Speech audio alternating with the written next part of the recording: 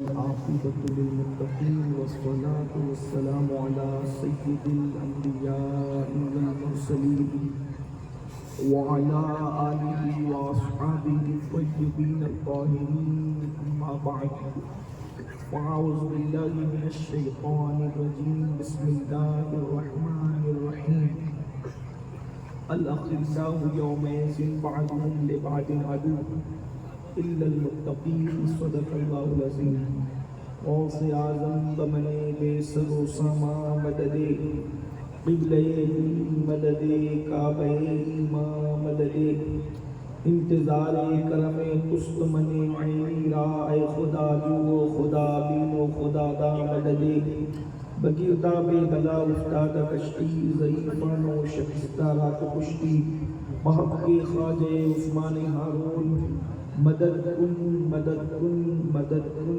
یا معین الدین چشتی منبر پر جلوہ گر زیب سجادہ آستان عالیہ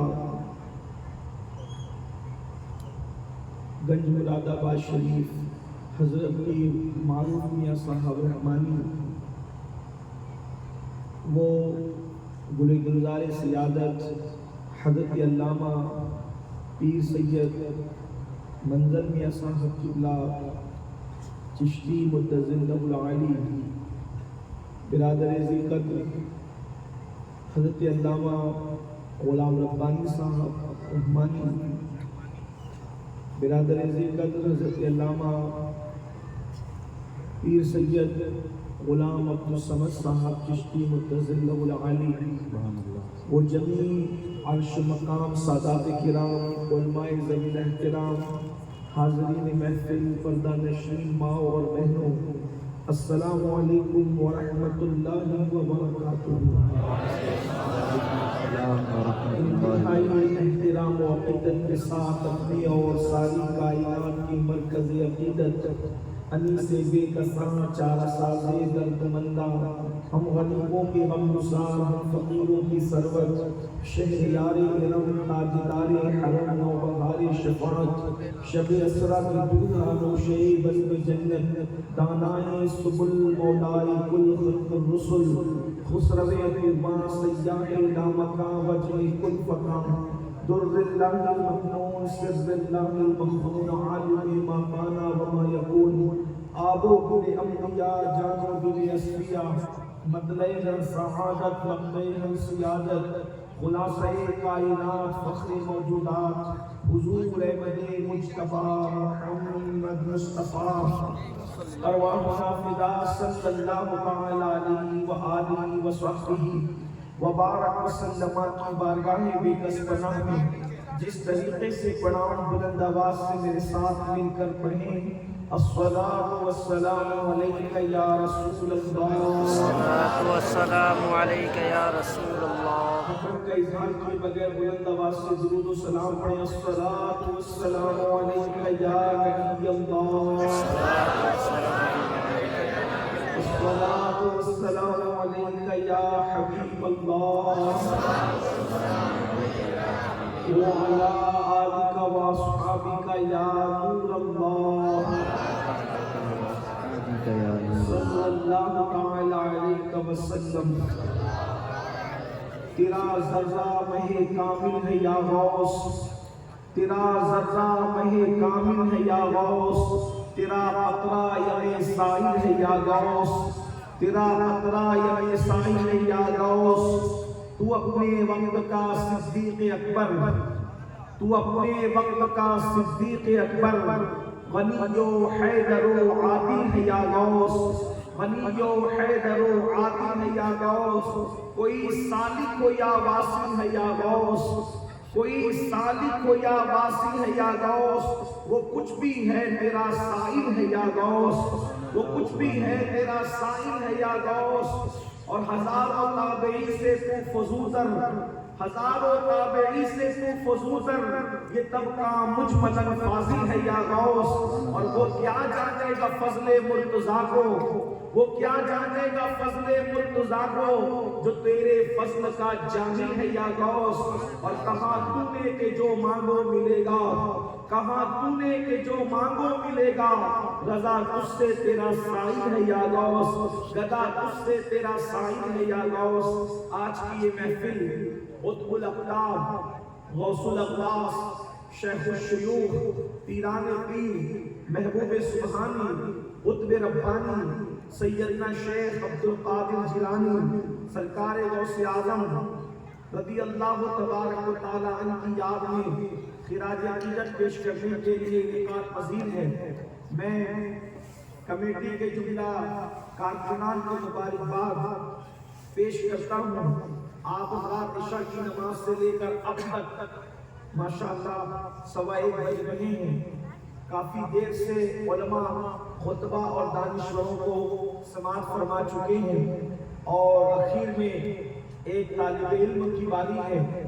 تھوڑی دیر اب چونکہ وقت کافی ہوا ہے، رسمی طور پر نہیں بلکہ حقیقت میں یہ بات کہنی پڑ رہی ہے کہ وقت کافی ہوا ہے، بہت دیر گفتگو کرنے کی بجائے اختصار کے ساتھ کچھ معروضات پیش کرنے کی سعادت حاصل کی جائے گی۔ آیہ کریمہ کی جس حصے کی تلاوت کی گئی ہے، اللہ تبارک و تعالیٰ اس کے متعلق مجھے حق کہنے اور آپ سب کو حق سن کر اس پر عمل کرنے اور اسے عام کرنے کی توفیق عطا فرمائے۔ کئی اینگل سے گفتگو ہو چکی اصلاح عقائد اور اصلاح اعمال کے حوالے سے، لیکن یہ بات کہ ہم جس دور میں زندگی گزار رہے ہیں یہ بڑا فتنوں کا دور ہے، پرفتن دور ہے۔ اس دور میں محققین اور اسکالرز کی ایک دوڑ ہے، یوٹیوب کا زمانہ ہے، کوئی بھی اٹھتا ہے، جس کے جی میں جو آتا ہے وہ منہ اٹھا کر کے بات کرتا ہے، نہ کوئی روکنے والا ہے نہ کوئی ٹوکنے والا ہے۔ اور قوم کے جوانوں کا حال یہ ہے کہ جس کی بھی گفتگو لچھے دار سن لی اسی سے متاثر ہو گئے۔ اس نے ہاں کہا تو انہوں نے بھی ہاں کر دیا، انہوں نے نہ کہا انہوں نے بھی نہ کر دیا۔ غرض کے بہت ساری لایعنی باتیں امت کے اندر پھیلائی جا رہی ہیں، لوگوں کے عقائد جو ہے تذبذب کا شکار کیے جا رہے ہیں۔ ایک نوجوان غور کرتا ہے، سوچتا ہے کہ ان حالات کے اندر وہ جائے کس کے ساتھ۔ اسی بہت ساری فتنہ سامانیوں کے ماحول میں ایک بات یہ بھی کہی جاتی ہے کہ ہم آخر ولیوں کو کیوں مانیں، ولیوں کے ماننے کا فائدہ کیا ہے، اور ان کو ماننے سے فائدہ کیا ہو سکتا ہے۔ کیا ضروری ہے ولیوں کو ماننا؟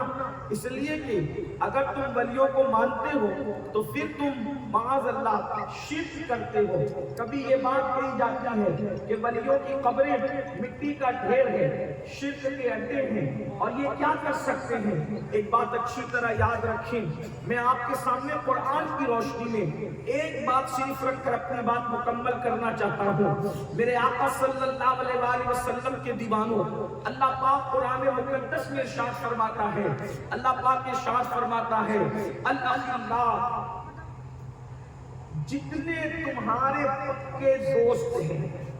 کس تناظر میں گفتگو ہو رہی ہے؟ میدان محشر کے حوالے سے اللہ پاک ارشاد فرماتا ہے، الاخلاء یومئذ بعضهم لبعض عدو، کہ قیامت کا دن وہ دن ہے جس دن تمہارے جتنے پکے دوست ہیں وہ سب دشمن ہو جائیں گے۔ کب دشمن ہوں گے؟ دوست جس دن دشمن ہوں گے اس کو قیامت کا دن کہتے ہیں۔ میرا عنوان یہ نہیں ہے، لیکن صرف ایک اشارہ، مائیں اور بہنیں بھی موجود ہیں اور آپ بھی موجود ہیں، اندازہ فرمائیں، اس سے غور کریں کہ قیامت کا دن جس کو میدان محشر کہتے ہیں کتنا سخت ترین دن ہوگا، کہ جب پکے دوست، اخلاء خلیل کی جمع ہے، پکے دوست تمہارے دشمن ہو جائیں گے۔ یہ کوئی سیاسی لیڈر نہیں کہہ رہا ہے، یہ کوئی مسجد کا خطیب صرف نہیں کہہ رہا ہے، کوئی ادیب نہیں کہہ رہا ہے، بلکہ خالق کائنات فرما رہا ہے کہ جتنے تمہارے پکے دوست ہیں وہ وہ سب تمہارے دشمن ہوں گے. کس دن؟ جسے قیامت کا دن کہا جاتا ہے, اسے میدان محشر کہا جاتا ہے. اللہ اکبر. اس سے پتا چلا پہلی بات تو خلیل ملتا کہاں ہے. بڑی معذرت کے ساتھ, ایک تو ہوتا ہے دوست اور ایک تو ہوتا ہے خلیل, یعنی گہرا اور پکا دوست. اللہ اکبر. آج خلیل ڈھونڈیے, خلیل کہاں ملتا؟ میرے عزیز دوست نہیں ملتا تو خلیل کہاں مل سکتا ہے؟ اور اللہ وہ بھی خلیل قیامت کے دن دشمن بن جائے گا. اللہ اندازہ فرمائے. اور قیامت کا دن کیا ہوگا, تھوڑا اس کی طرف توجہ کر لیں تاکہ پھر بات کو سمجھنے میں آسانی ہو. قیامت کا دن وہ دن ہے جس دن ماں اپنے بیٹے کو پہچاننے سے انکار کر دے گی, جس دن باپ اپنے بیٹے سے دور بھاگے گا, خون کے رشتے ناکام ہو رہے ہوں گے. اللہ اکبر. ایک دوسرے کو پہچاننے سے انکار کیا جا رہا ہوگا. جانتے ہیں میدان محشر کیا ہے؟ آج جس کے بارے میں لوگ کہتے ہیں ارے مولانا وہاں جو ہوگا دیکھا جائے گا, اللہ کریم ہے جو ہوگا دیکھا جائے گا. بے شک اللہ کریم ہے, لیکن اسی میدان محشر کا نقشہ کھینچتے ہوئے قرآن کہتا ہے یوم یقوم الروح والملائکہ صفا لا یتکلمون الا من اذن. کہ قیامت کا دن وہ دن ہوگا جس دن جبریل امین اور سارے فرشتے اللہ کی ہیبت سے تھر تھر کانپتے ہوں گے. کسی میں کلام کرنے کی جرت نہیں ہوگی.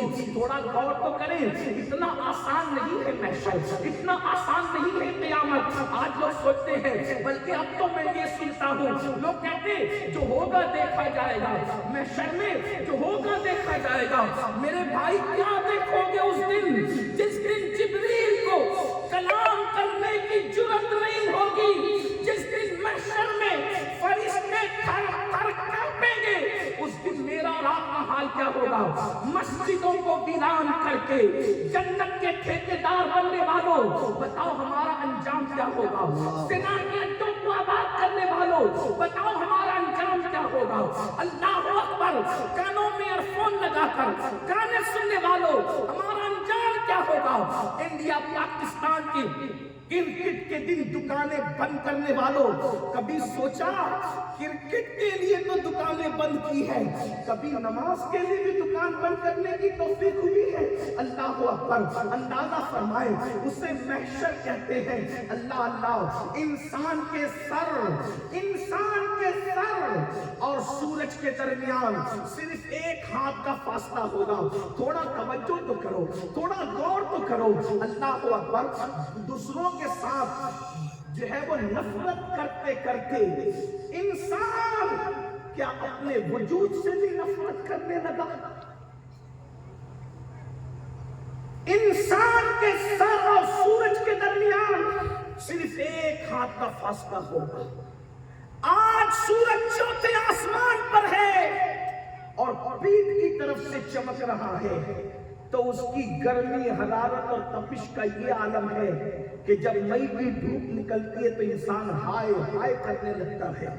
جب انسان کے سر اور سورج کے درمیان صرف ایک ہاتھ کا فاصلہ ہوگا اور سورج پیٹ کی طرف سے نہیں بلکہ چہرے کی طرف سے چمکے گا, اس وقت انسان کی کیفیت اللہ کے رسول غیب دا نبی صلی اللہ علیہ وآلہ وسلم بیان فرماتے, اللہ کے رسول بیان فرماتے, اس دن حال یہ ہوگا کہ انسان کے سر میں اس کا بھیجا کھولتا ہوگا اور اس کے ناک کے ذریعے سے بے بے کر کے اس کے قدموں پہ گرتا ہوگا.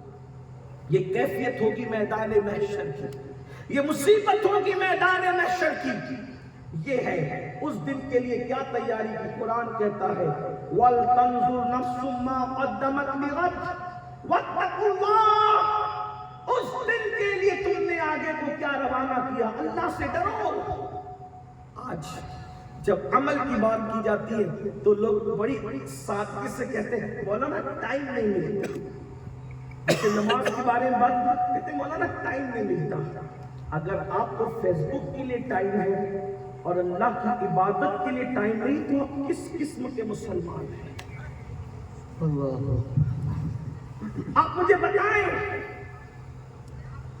اور پھر پتہ نہیں اہل سنت میں کچھ جاہل گھسپیٹیے کہاں سے شامل ہو گئے. کہ وہ ایسی بدعمل قوم کو چہرے دکھا کر جنت بانٹتے ہیں. ان کا چہرہ دیکھو تو جنت ملے گی اور ان کا چہرہ دیکھو تو جنت ملے گی. میں کہتا ہوں جن کے چہرے دکھا کر کے جنت بانٹ رہے ہو ان کے جنت میں جانے کی بھی کوئی گارنٹی ہے آپ کے پاس؟ جنت کو اتنا سستا سمجھ لیا ہے. جنت اتنی سستی ہے. جن کو آمنہ کا لال محمد الرسول اللہ کی شکل میں مرشد ملا تھا ان صحابہ کی نشانی قرآن بیان کرتا ہے تراہم رکعن سجدا یبتغون فضلا من اللہ ورضوانا کہ جب ان صحابہ کو تم دیکھو گے یا تو تم ان کو رکوع کرتے دیکھو گے یا تو تم ان کو سجدہ کرتے دیکھو گے. آج مسجدوں کو ویران کر کے مسلمان عزت کا متلاشی ہے. آج مسجدوں کو ویران کر کے مسلمان وقار کا متلاشی ہے. سن لو اور اچھی طرح دل کے کانوں سے سن لو. اگر آج مسلمانوں کی بستیاں طوفان کے زد پر ہے, اگر آج مسلمانوں کی بستیاں بلڈوزر کی زد پر ہے, اگر آج مسلمان کی بستیاں دشمنوں کی زد پر ہے, تو اس کی سب سے بڑی وجہ یہ ہے کہ تم نے اللہ کے گھر کو ویران کر دیا. اس لیے اللہ نے تمہارے گھروں کو ویران کر دیا. ہمارے بزرگوں نے فرمایا رات کی تاریکیوں میں مسجدیں اللہ کی بارگاہ میں عرض کرتی ہے وہ مسجدیں جن کو آباد نہیں کیا جاتا, وہ مسجدیں جن پہ سجدے نہیں کیے جاتے, رات کی تاریکی میں مسجدیں اللہ کی بارگاہ میں عرض کرتی ہے اے اللہ جس نے مجھے ویران کر دیا ان کے گھروں کو ویران کر دے. آپ بتائیں جس قوم کے لیے مسجدیں ہلاکت کی دعا کریں وہ قوم کیسے سلامت رہ سکتی ہے, عزت کے ساتھ کیسے جی سکتی ہے, وقار کے ساتھ کیسے جی سکتی ہے. اور رہی بات جو غوث اعظم کے دامن کی بات کی جاتی ہے مجھ سے پہلے بھی ہوئی, آپ سے پوچھتا ہوں سرکار غوث پاک فرماتے ہیں بے نمازی مرے اسے مسلمانوں کے قبرستان میں دفن مت کرو.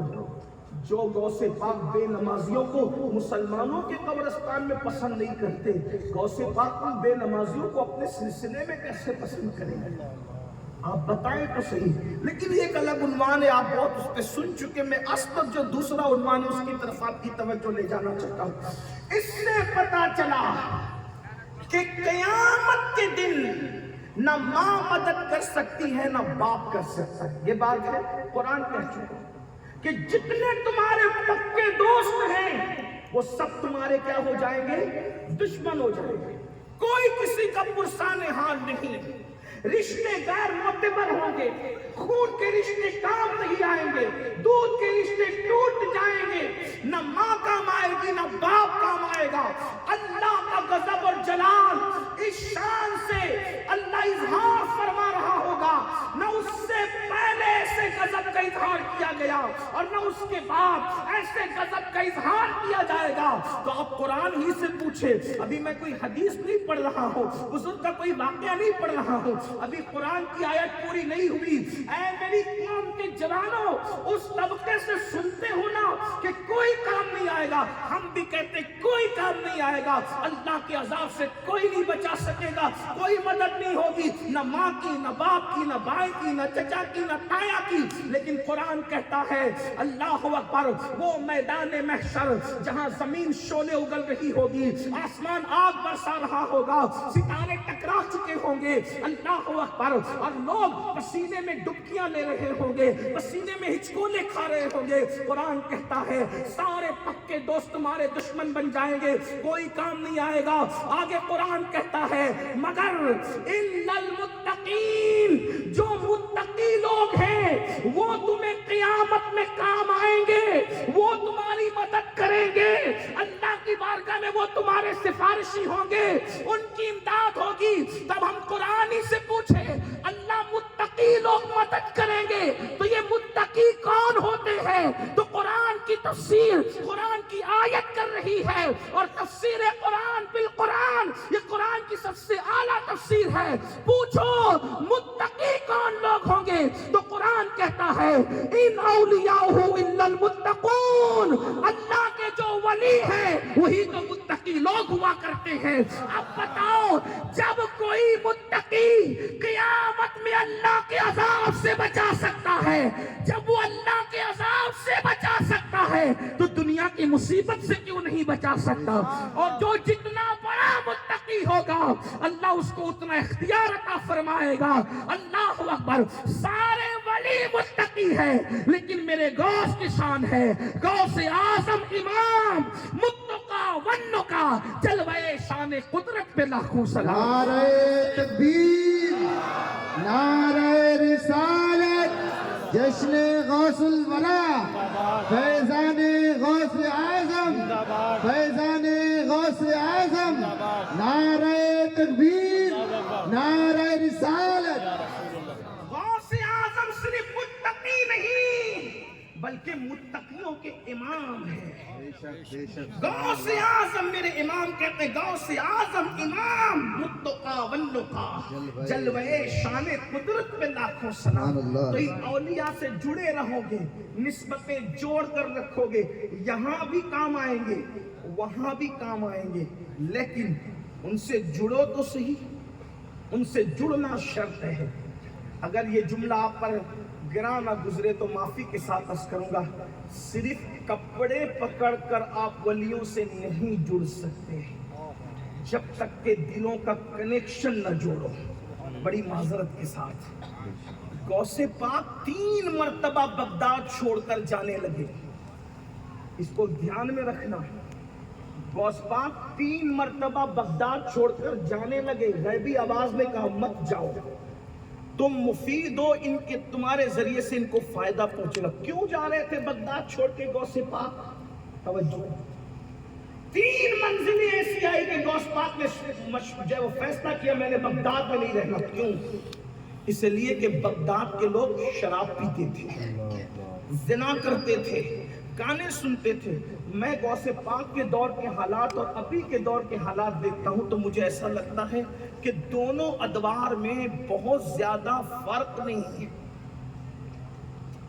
جو حالات غوث پاک کے دور میں بنے تھے وہی حالات اس دور میں بھی مجھے نظر آتے ہیں۔ نمبر 1، غوث پاک کے دور میں ایک ایک مسلم مالدار کے گھر میں شراب کے مٹکے ہوتے تھے، 300 لڑکیاں مالداروں کے گھر میں شراب پلانے والی ہوتی تھی اور 800 لڑکیاں گانے گانے والی ہوتی۔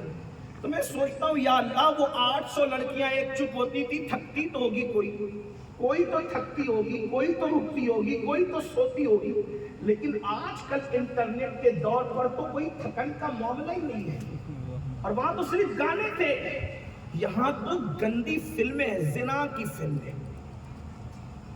اور بڑی معذرت کے ساتھ یہ بات بتا دوں، جب سروے رپورٹ پیش کی گئی نا کہ پوری دنیا میں سب سے زیادہ زنا کی فلمیں کہاں دیکھی جاتی ہیں، تو پڑوس کے ایک ملک کا نام سر فہرست آیا جہاں مسلمان ہی مسلمان رہتے ہیں اور جو ملک مذہب کے نام پر بنا ہے۔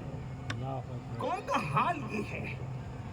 کتنی گندگی کی سطح تک جائے گا انسان؟ سب سے زیادہ گندی فلمیں جہاں دیکھی جا رہی مسلمان، شراب جہاں زیادہ پیا جا رہا ہے مسلمان۔ اندازہ تو کریں، سب مسلمان ایسے نہیں ہیں، لیکن کتنی گندگی کی طرف جاؤ گے؟ 800 لڑکیاں گانے والی، 300 لڑکیاں شراب پلانے والی، یہ حالات تھے۔ سرکار غوث پاک نے فیصلہ کیا، مجھے پاپیوں کے درمیان نہیں رہنا، مجھے زانیوں کے درمیان نہیں رہنا۔ آپ نے فیصلہ کیا میں نے بغداد چھوڑ دینا ہے۔ پتا چلا سرکار غوث اعظم کو گنہگار پسند نہیں ہے، گناہوں کا ماحول پسند نہیں ہے۔ بڑی معذرت کے ساتھ آپ سال بھر سود کا دھندا کریں اور پھر 11ویں میں 40 دے گا آپ نیاز شریف کریں، تو آپ کیا سمجھتے ہیں کہ غوثیت ماپ کی بارگاہ میں وہ سود اور حرام کے دھندوں کی نیازیں قبول ہو جائیں گی؟ آپ بتائیں تو صحیح۔ امام اہل سنت اعلیٰ حضرت فرماتے ہیں حرام روزی سے، حرام پیسوں سے نیک کام کرنا ایسے ہی ہے جیسے ناپاک کپڑے کو پیشاب سے دھلنا۔ اگر کوئی ناپاک کپڑا پیشاب سے دھلے، اس کپڑے کا انجام کیا ہوگا؟ وہ پاک ہو سکے گا؟ نہیں پاک ہو سکے گا۔ ہم پر نیاز کرنا فرض نہیں ہے، ہم پر حلال کمانا فرض ہے۔ لوگ اس کو بھی غلط رنگ دیتے کہ دیکھو نیاز سے منع کی، ہم کب منع کرتے ہیں؟ جو نیاز سے منع کرے اس کا دل سیاہ ہے، ہم منع نہیں کرتے، لیکن مسلمانوں حلال سے اگر آپ آدھا سیر نیاز کرتے ہیں یہ تمہیں جنت میں لے جائے گی. حرام کما کر جو 40 دیگیں کھلا رہے ہو اس سے آپ کو کوئی فائدہ نہیں پہنچے گا, بلکہ واللہ اگر آپ حلال کو صرف پانی تقسیم کر کے اگر آپ غوث پاک کے نام پہ پانی تقسیم کر دو, وہ پانی کی تقسیم ہی نجات کا سبب بن جائے گی. سرکار غوث پاک کی بارگاہ میں پلیٹیں نہیں دیکھی جاتی, ڈشیں نہیں دیکھی جاتی, وہاں تو دل کی نیتیں دیکھی جاتی ہیں. نعرہ تکبیر.